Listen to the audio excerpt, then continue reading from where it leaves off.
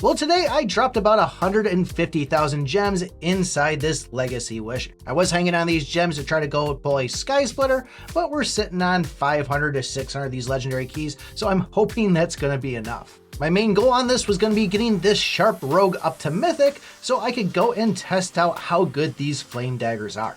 Well, after going and burning through all those gems and some of these wishing scrolls here, I realized real fast that this is going to take a long time to get these things where you want to be. Now for reference, if we went over to one of the worst places to get gems, which is this top up, 150,000 is well over $1,000 worth. Clearly I didn't go and get them from there, I've just built them up over time. But what I realized after going and pulling on these things, occasionally you'll have the option to choose between the hat and whatever legacy, hero, or brand that might be sitting next to it. And even though those magic hats will give us the grand prize from the crystal ball, you'll find that that may not align with your actual build. So if you are one where you already know you're kind of going to be sticking with these brands or heroes, if you do happen to see it on the other side of the magic hat, it's something you might actually want to go for.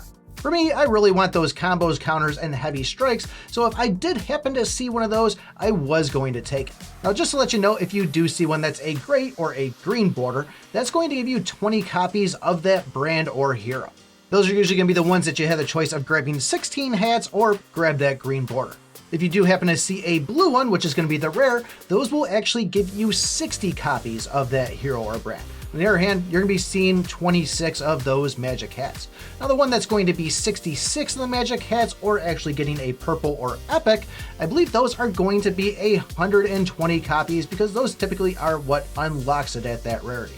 Still, I didn't see anything enticing enough to go and get it because they weren't the ones I was chasing after. So that's where I then said 66 hats is a lot. I went over there and unfortunately kept on pulling this guy. So when this first came out, and if you asked me a week ago there which one you should be going for, I'd be telling you to grab that magic hat every single time. But now seeing how difficult it's going to be to get these things up to mythic, it might be a better idea, if it suits you, to go and pick from the right side.